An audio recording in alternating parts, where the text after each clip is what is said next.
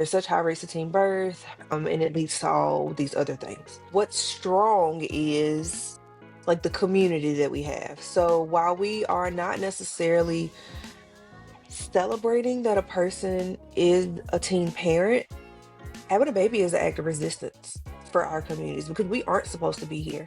Like I feel like I always got condoms on me. My family has started referring to me as the condom plug because Hello, and welcome to the Real Talk, Real Impact podcast. I'm your host, Dr. Marissa Robinson, and it is a pleasure to have our guest tonight, Dr. Gabrielle Evans-Mitchell. Woo! Thank you so much for joining the show. So, really quick, I want to introduce you so our audience knows a little bit about you. So, Dr. Gabrielle Evans-Mitchell is a sexuality researcher, educator, and proud citizen of the Haliwa-Saponi Tribe, whose work centers the sexual health and well-being of Indigenous, adolescent, and young adult women. Originally from North Carolina, she has taught comprehensive sexuality education since 2016, leading programs for Native youth, healthcare providers, and faith-based communities. Period.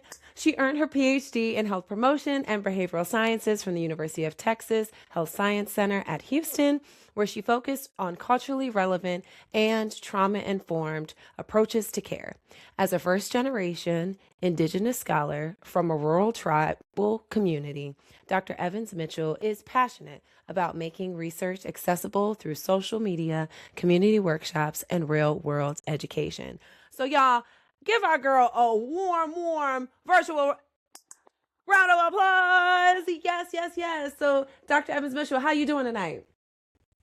good. Thank you for having me. Of course, of course. And thank you for reaching out and wanting to be on the show. We're always so excited to connect with new people. And I hope our listeners are excited because we have a lot of great things that we're going to talk about tonight. So, first and foremost, I would love to start with your story. How did you end up doing the work that you do today? So at one point, I thought I wanted to be an OBGYN. And then Mm-hmm. I went to college orientation and realized how Mm-hmm. many biology classes I would have to take and said, absolutely not. I am not Absolutely doing that to not. my So I went in undecided, and eventually I stumbled across public health and I fell Mm-hmm. in love with it. So it was a way that I could still help people without Mm-hmm. all of those science classes. Period. Um, and I tested out different fields of public health, chronic Mm-hmm. disease, got into sexual health, and stayed in sexual health. I've been in sexual health for over 10 years now.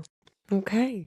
And so for many people, the story of how we end up in public health doesn't all look the same, right? Hmm. A lot of us start out as wanting to be practitioners, but we are practitioners in a different way instead of being a clinical practitioner. Some of us are research practitioners, some of us are something I like to call pracademics, where you're a practitioner, but you're also an academic. Some of us are doing the boots on the ground and doing the surveillance. Some of us are doing just the patient navigation side. And some of us are front facing and some of us are behind the scenes. So public health looks so different depending on who you talk to.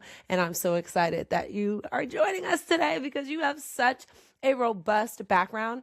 And we're going to get into that in just a second. So, can you tell our audience a little bit about how you come from both the academic research space and the community education space, and how was being from the Haliwa-Saponi tribe shaped the way you think about sexuality, wellness, and what real health education should really look like? Yeah, so one thing I've learned throughout this long journey, in educational and career wise, is Mm-hmm. that I really love being out in the community. I have been at events in drugstore parking lots where we have like a community festival. I've Mm-hmm. done the outdoor recruitment at pride events. So I really enjoy like being on the ground out with the community, which is funny because I can be very introverted sometimes. Uh-huh. Um, so I find a way to tie my love for the community and my academic training together because the communities that I aim to serve aren't at institutions. They aren't always at the conferences. You have to meet Mhm. them where you are. And coming from a rural tribal community, I wasn't exposed to a lot of these spaces until I went to college. So Mm. trying to take my personal experience with the lived experience of the communities I serve and my academic training and putting it all together. Mhm. So taking the things like my dissertation and sharing it on social media, Mhm. so that because people are invested, they want to know, but they're not going to read the journals. They're not. They're not. Um, so just, a combination of my lived experience, my professional experience, and just putting it all together. Mhm. And so I think you bring up a great point because in many of our minority communities, we have to enter these somewhat pearly gates or large institutions who shall not be named to be relevant or have the credentials almost sometimes to even be listened to, and even sometimes then they meaning the masses ignore some of our accolades and ignore some of our titles. Hmm. I hold my role as a practitioner and as a researcher very high. And I think it's so disrespectful when individuals are like, "Oh, well, you're not a physician, so why should I call you doctor?" I worked There's hard as hell to earn this like, doctor title. right, what? And just because you're not a physician doesn't mean you're not a doctor and you're not a subject matter expert. And I think in the times of social media and on in viral moments, I think there was a discourse more recently about like how it was a haze to get a PhD, or just like there's this dialogue around getting these advanced degrees, and as individuals of color, a lot of times we don't have the option to not get those accolades and those degrees and those commas behind our names, because without it, people aren't listening. Hmm. And even when you have them, it's like some of those people still aren't listening. So I would love to talk a little bit more about how a lot of sexual health research, specifically for, by, and of Indigenous communities, comes from a deficit lens, and it does the same in a lot of minority communities too, especially Black women, for example. Hmm. You can see the disparity. We talking about gaps, we're talking about things that we don't have, the things. It's never something that's uplifting and positive.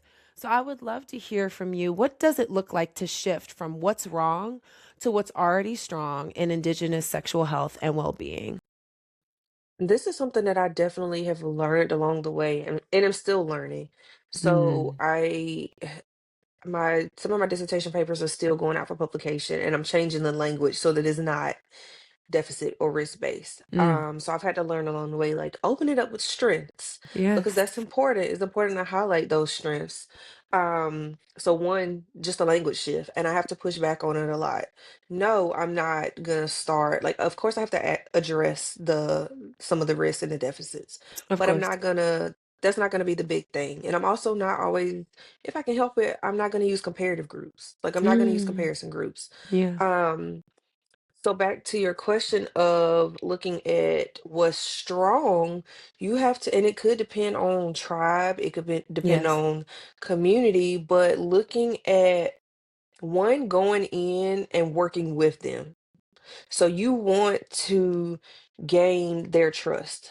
And even as, for example, I've done a lot of work with the Navajo Nation. I am Mhm. not from the Navajo Nation, so I even had to build that trust as a Mhm. fellow Indigenous person because Mhm. that's not my tribe.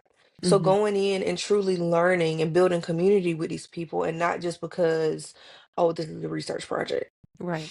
Can you Also, can we dive in a little deeper to that, because for some of our audience members, maybe they're trying to figure out how does one establish rapport when I'm not from the community that is the subject matter experts of the research area that I'm trying to pursue, especially if we're talking about different tribes or if we're talking about different communities, gender communities, different sexuality communities, different race communities, different ethnic group communities. Can you dive a little bit deeper into mhm. that for me? And I think it may vary. based on Of people course, but and context. just from your experience. Yeah. So my experience, I was working in a position where I worked closely with people from the Navajo Nation. Okay. So I was already building a rapport with my coworkers and colleagues who are from this nation. And as I was learning the projects, I told one of my coworkers, like, I want to know more about the tribe and like the culture. I know some stuff you can't share with me, but like the stuff that you can you help me understand and learn? Like, what Mm, do some of these words means? So wanting to know more just from like a genuine educational standpoint, mhm. and then going into spaces with my colleagues and in a sense, having them vouch for me, but also me leaving space for the community members for their voices to be heard. Right. I'm here to observe and I want to learn from y'all. So I'm Mhm. gonna stand back and this is y'all's space. Right. So Mhm. not overstepping those voices as Mhm. well. And Mhm. I mean, honestly, it's just something it takes time. Yeah. Yeah. Taking time, and it takes building trust. It takes Hmm.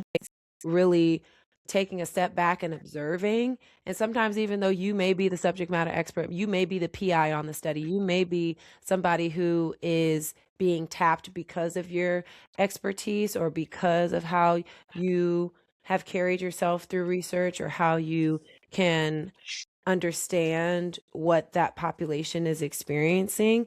We're still not them. And I Right. mean them, meaning the populations in which sometimes we're researching or we're trying to uplift. And so that lived experience and centering that is paramount to us being successful researchers and being ones that are not causing more harm than good. And I want to swing back to what's already strong in Indigenous sexual health and well-being, because I feel like you were on a roll and then I was like, but can you talk a little bit more about rapport? Because I think it's important, especially for our young researchers who are out there like, oh my God, I'm not a part of this community, but I want to research them because they're just so bomb, or I need to uplift them. So would love to hear Yeah, your so thoughts. the thing that comes to mind is how there's indigenous communities or populations have high rates of teen birth. There's such high rates of teen birth, and it leads to all these other things. What's strong is like the community that we have. So while we are not necessarily celebrating that a person is a teen parent, having a baby is an act of resistance for our communities because we aren't supposed to be here. So whether the mom is Mm, 14 or 45, we're celebrating the fact mm, that new life is continuing to be brought into the world. mhm. So in terms of what's strong, we look at that connection to culture and we look at the community and familiar relationships and how we can build on that to educate and try to reduce teen pregnancy. So how do we use this to provide education? And I've seen it where there's service projects or research studies where you bring in dyads. So maybe it's mothers and daughters, or maybe it's some sort of family dynamic where they come in together and you educate both of them on this. Mhm. And then they also, at some point, like the teens that I worked with or the youth that I work with, they become peer educators. So we know that kids talk. I mean, Right. we all talk, Right. but they're sharing this information and these tools and resources Mm, with their friends and their peers. So it's a mhm. domino effect. So I think it's important to, look at what's the strengths in this community and how can we use those to develop these programs. And also like a program, I designed an intervention during my dissertation, which I was able to pilot it last summer, Mhm. and I don't know everything about my tribal history and culture, and I recognize that. So Mhm. I brought in a consultant who is pretty much a historian in our tribe to help me integrate cultural teachings to for cultural relevancy and to just kind of strengthen the information that I had already wanted to include in this curriculum so that the youth could tie it in with their culture. Wait a minute. So how'd you find this person? So it's actually the vice chief of the tribe, Okay. um, in which my Did tribal you already community is have very a did you are like Okay, can you break down for the audience, like, what is the structure of the tribe? One, that you did your research on, but two, the tribe that you're a part of. So I am a citizen of the Haliwa-Saponi Tribe, which is the third largest tribe in the state of North Carolina. Okay. We have the oldest and largest powwow in the state, which we just celebrated our 61st powwow couple weekends ago. Thank Congratulations. you. So at least in my tribe, we have a chief, we have a vice chief, Hmm. we have tribal council members. Okay. So, and then, I mean, we have like voting and all the things. Hmm. And I'm pretty sure I'm forgetting some of the members of the Do you have like an politics. elders council or anything like that? Not necessarily an elders council, but there are a lot of elders on the tribal council, if that makes sense. Oh, okay. Yeah. Okay. Okay. Yep. I Um, I got you. but I knew that the vice chief was like well versed in the history of the tribe and like language Hmm. revitalization. So I offered him this opportunity to serve as a consultant on this project, and he was able to provide me with very helpful information as it related to the topics being taught. So healthy relationships, we talked about historical or like traditional roles, Like gender roles. like yeah, gender Hmm. roles, Hmm. and how that might look different now. So just Hmm. various things that we were able to incorporate, so that the kids still had like that cultural relevancy.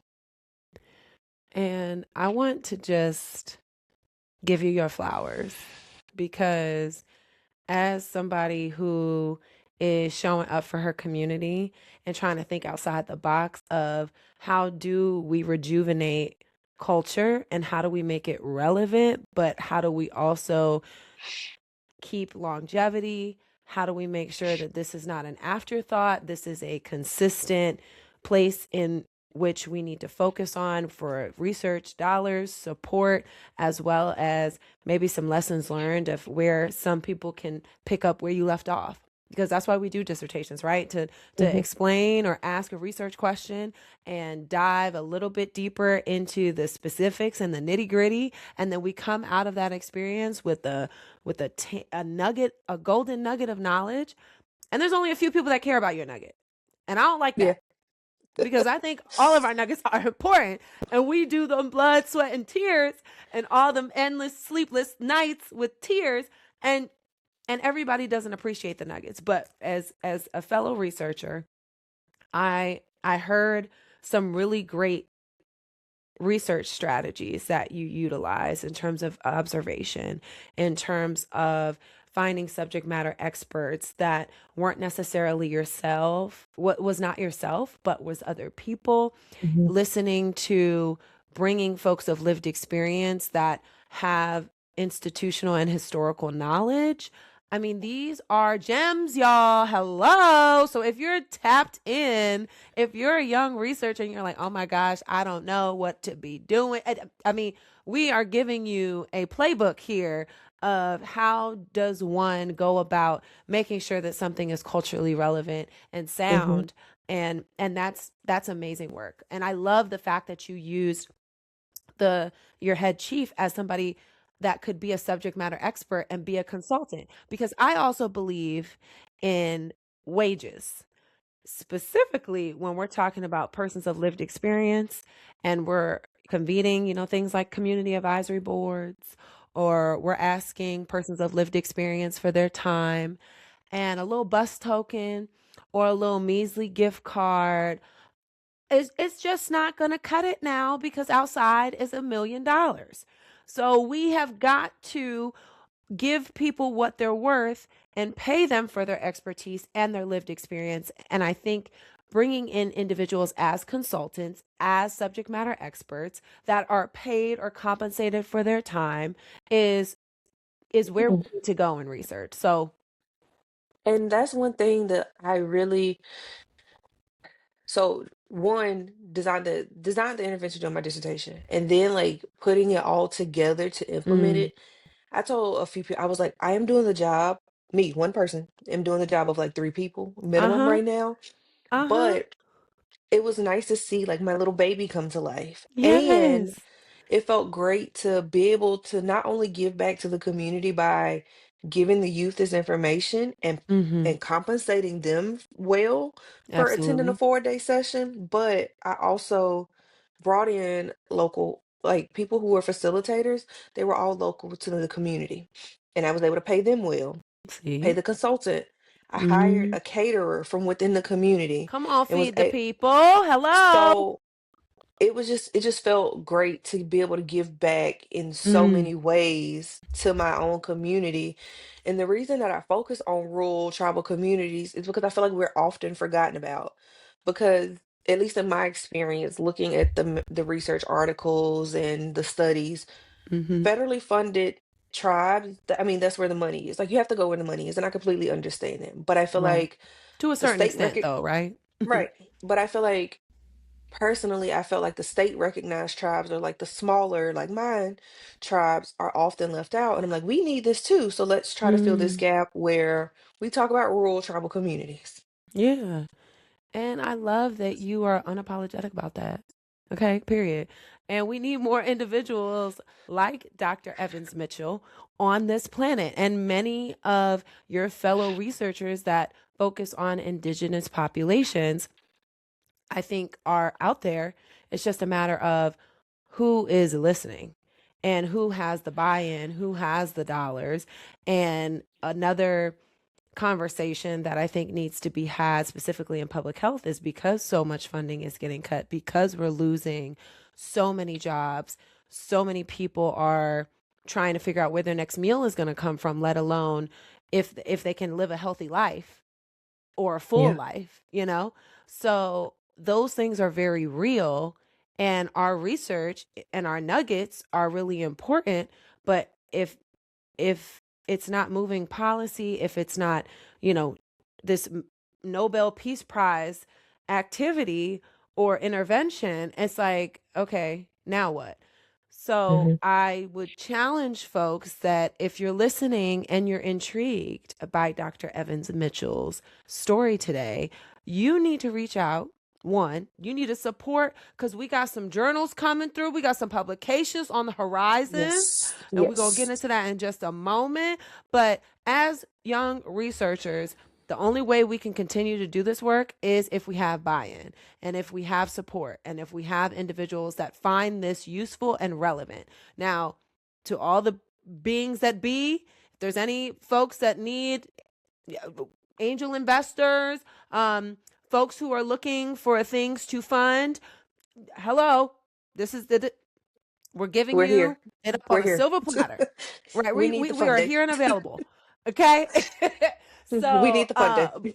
yes, but we also need folks that aren't you and I to care about these issues. And Oh yeah, just most because definitely. we align ourselves with the populations that we also happen to do research or our dissertations on or are advocates for, um, I think that also adds to why we're so passionate and why we love the individuals we love and Hmm. why we fight so hard and advocate and bring these names and these issues to spaces and places that we aren't already in. And so I just want to commend you for not only doing the work that you do, but being unapologetic about it and utilizing your resources from these institutions to make sure that folks are compensated and we're still centering folks of lived experience. So shout out to you for that. Thank So we're you. going to go to, you are so welcome. We're going to pivot to the next question. And this is about being a first generation Indigenous scholar from a rural tribal community. I think that's like bam, bam, bam, bam, bam. You have so many things that are a rock star epitome in your story and why you are not only unique, but also why you're a badass. Like, hello? First generation? Huh? Excuse me. Get it right. That's doctor to you. Yeah, hold that. So let's talk a little bit more how it's been about navigating the academia system while also staying accountable to the communities that raised you. Because I think for so many of us, we feel I don't want to say Uncle Tom, but we feel like sometimes we feel like we're scapegoats, or we're not showing up for community because maybe we didn't go to an HBCU, or maybe we didn't go to an institution that serves individuals that look like us, and we went to a PWI, or we focus our research projects on different populations that aren't us because we know it's going to get funded. So can you talk to our audience a little bit about what it was like navigating that? Hard. Yeah. Mm-hmm. Hard, an adjustment, um, from undergrad all the way through doctorate. It was definitely a learning experience. Mm-hmm. I, I was like in the top 15 of my high school class, and then I got to college and I was like, what is this? What is this? I was not prepared. Um, and I think a lot of it is you learn as you go. Mm, You find community in people who share similar experiences. yeah. Um, College is just hard in general, but especially as you advance further. Like, I swore during the first semester of my master's program that I was never going back to school again. And then three Isn't years that what we later, all tell ourselves? Like this is it. And then and you then get in three there, years you like, later, I was boy, getting a I got doctorate. more in me. I got that dog in me. And my mama was like, I love you, but you can't call me crying no more because you used up all those phone calls in your master's program. I'm screaming. So Mama it, said, it "Don't was, call me. Don't call me." she didn't mean it. Right, But it, right. We still gonna call her. Thank it you. was, it was hard. And on Yeah. top of that, I moved out of state for my doctorate. Mm.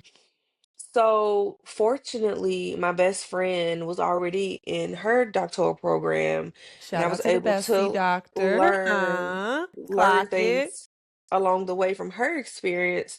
And Mm, even like as she went to a postdoc, like I was learning things about a postdoc, and then as she transitioned to faculty, like I was learning all these things from her. So I think that was one thing that really helped me navigate it.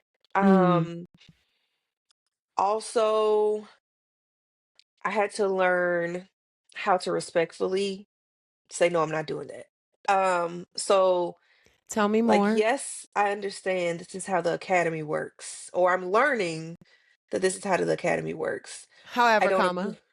I don't agree with it, and this is Uh-huh. not beneficial to the people that I'm trying to serve. Mm. So You said that that so was eloquently. it's taken a lot of time because there's a lot of times when I'm like, "What do you mean?" Like, no, absolutely not. I'm not Mm, doing it. I'm not doing mhm. it.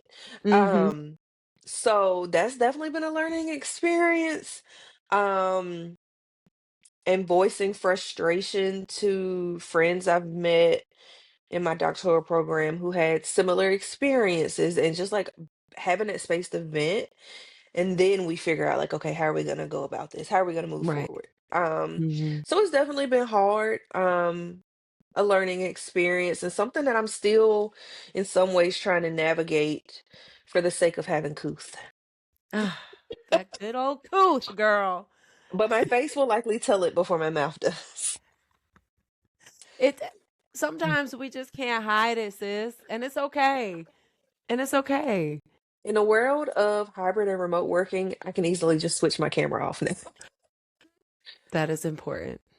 And you can hide from some of the microaggressions and somewhat avoid some of the microaggressions that you sometimes have to deal with in person. Oh, yes and no. Sometimes. Sometimes, yes, sometimes. Yes, yes.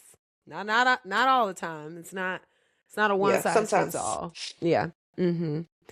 So, because you care so deeply about making your research understandable and usable, because it's great that we can understand the research, and I think sometimes as researchers we do a great job at making it understandable. But like, how can one use the research is also just as imperative, if not even more imperative, that you understand what is your role that you play in my research, in my project, in my initiative, or my intervention. So, can you kind of talk about how are we going to keep them accountable when we're over here, trying to make sure that what we're doing is usable? Are like, what does accountability look like for communities that you serve, for allies like myself, for individuals who support Indigenous communities but are not a part of them, for folks who are new to the space or are inspired by your story? How does one hold others accountable? And especially when we know that things get locked inside public journals or private journals or academic institutions or other gatekeeping systems that were never meant to serve us in the first place. Yeah, so I think one thing too to hold the institutional side accountable is just being respectful and mindful of the communities that you're working with. Like, Mm, you're working with them. Like, it is a right. collaborative effort. So keep that in mind. And if you're looking for lived experiences, they are the subject experts. Um, Community report backs. Like, it doesn't have to be anything fancy. Like, you can rent a building, have refreshments, and report back the data that you found in a way that they can understand, Mm, breaking it down so that it's accessible to them. I'm a qualitative researcher. I Qualitative is very tedious, but I love to hear the stories and I love to try to keep the authenticity yeah. of the what the participants are sharing, even if it's going in a journal. Mm-hmm. Um, so staying true to that participant's story. So in addition to the community report bags, like I've disseminated my dissertation on social media, as I previously mentioned, so that people who aren't in these academic spaces can know what I did and understand it. Mm-hmm. Um, Also, so when I did the pilot program last summer, my thing was I told the kids, I was like, you're out of school. Like, this is not a lecture. Like, we're not here to teach at you. Like, we want you to be engaged. We're not going to talk at you all day. So when you're working with youth, doing stuff to keep their attention and also understanding they need breaks. So we had tons of activities incorporated into the lessons, like, and I had them separated into small groups. So it was a lot, there was quite a few small group discussions, but also we had like flag activities. So, like, is this a red, green, or yellow flag? We Mm-hmm. had TikTok clips or like short films. We had drawing and like art things that they could do. I also printed out a ton of coloring pages. Because if Mm, like I'm not gonna f- if you I'm not gonna force you if you're uncomfortable, I'm not gonna force you to do it. I mean, I even had one of my group of girls, they were like, "Can we color while we do this so that like we don't have to look at y'all while we talk about it?" So I'm like, "Absolutely." Like, and I'm mm, somebody who needs to do something with their hands all the time. yeah. My husband will tell me, he was like, "You're not paying attention." I'm like, "I could tell you everything that happened in the last 10 minutes. Even though I'm over here coloring or whatever it is, like I could tell you everything." We can So, do something called multitasking, which we can right. get into that, but some people can't So do. making sure that like I gave them all of these options Mm, to accommodate their needs. So just, mm-hmm. accommodating the needs of the communities that you're working with. Don't forget them when you have the data. Don't just go to them because you Yes. want data from them. Like, work with them, like truly build a relationship with them. And what else are we like? Absolutely. The goal is to answer my research question and know all of these variables and make sure I can make a sound conclusion and an inference from my research. But at the end of the day, if the participants aren't getting anything out of being a part of the program, you've lost the plot, babe. You've lost the plot. We need Hmm. to also make sure that people are compensated, they are either fed, or we're thinking about all these other considerations, because just because something is free, people ain't flocking to the intervention. I can tell you that. Hmm. If it's just because it's free or the giveaway is good, there has to be a multi pronged approach. Is Yep. it accessible? Does it make sense? Is it an accessible time for everyone? If people are working full time, is it, after school? Is it after work? Is it taking into account that some people are parents? So, what does that look like? Do you You have have transportation Right. Do you for have them? transportation? If it's during a mealtime, are you providing a meal? And are you compensating people so that they're still getting and walking away from this experience, maybe with a handout? Maybe because their story was so invigorating, you want to also have them be a co author on some of these publications, or bringing that individual on tour with you when you're talking about this research at an international conference or a national conference. I'm so tired of people, being helicopter researchers, which is where we get in our institutional bags, and we go around, we plop down, and we pick up from that community and we leave. But we never think about what's the give back, where's the follow up, where are all of those pieces. And there's so much trauma and mistrust that has been done in the research community, especially the communities of color. So we know that there is something that we have to do to make sure that we're being clear about what we will no longer tolerate. But we also have individuals like you and myself who are trying to come through the ranks and say, hey, we care about y'all. How can we make this work so you are also getting your needs met, and we're able to move policy, we're able to get funding, we're able to change the stigma or the misinformation that is out there about the communities that we're a part of and we also serve. So thank you for sharing that. And for one of our last questions, so for Indigenous girls and young women listening right now, what does reclaiming sexual health, bodily autonomy, and joy look like in this moment? That's a good question. And I think about, despite all of the policing of women's Mm, bodies, mm-hmm. you still deserve pleasure.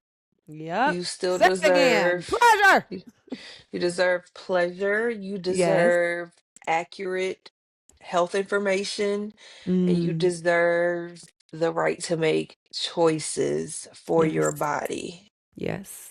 Your own Yes. choices for your Mm, body. I love that. Your own choices. No Hmm. matter what everybody else is doing, we can only be concerned about self. Like, yes, we should be making informed decisions with our partners as well. But Yes. at the end of the day, we can only control me, myself, and I.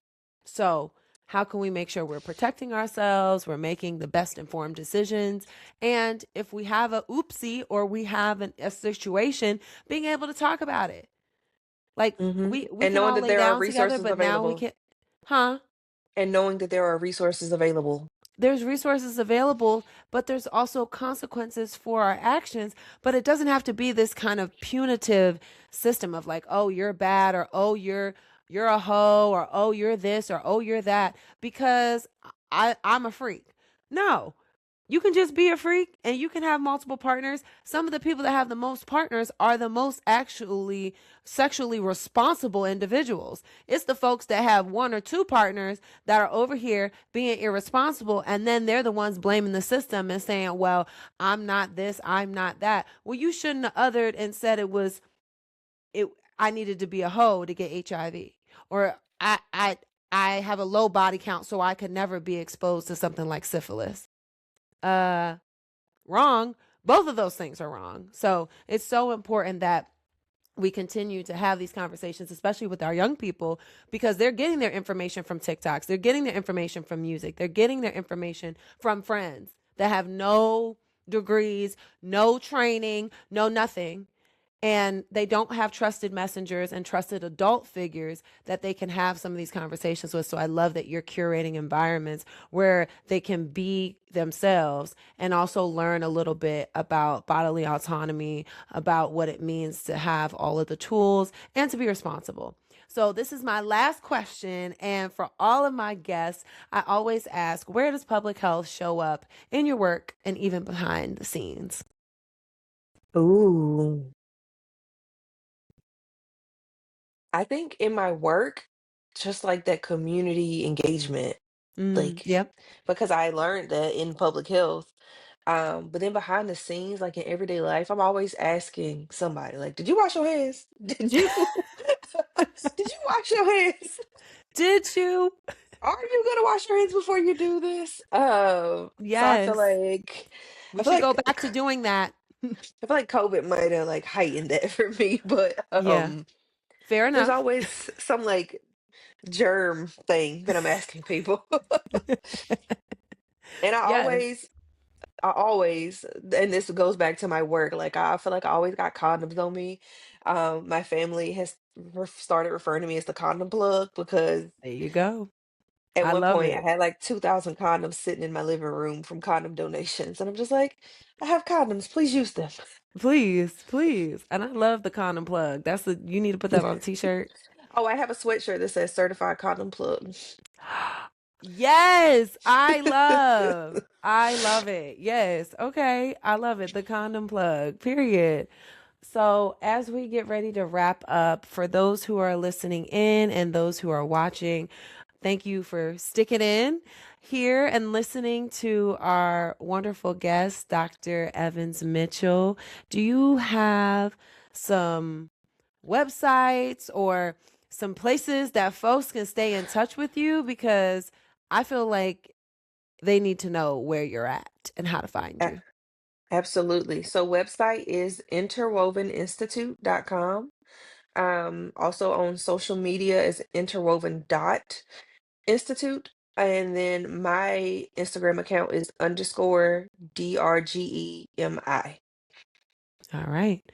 So we have a website, we have 2 Instagrams. So make sure you get over there, follow my girl, get into the research, and support Indigenous communities, support rural Indigenous communities, and support our Indigenous researchers, because that is where the people are. And just because y'all aren't talking about it doesn't mean these communities don't matter. So I want to thank you again for being a part of not only this conversation, but also this amazing dialogue on Real Talk, Real Impact podcast. Thank you all for being, not only showing up, but I want y'all to keep showing up. I need y'all to keep asking questions and keep pushing to be better. And until next time, we'll see you guys. Thank you. Make sure you like, comment, and subscribe. And we're out.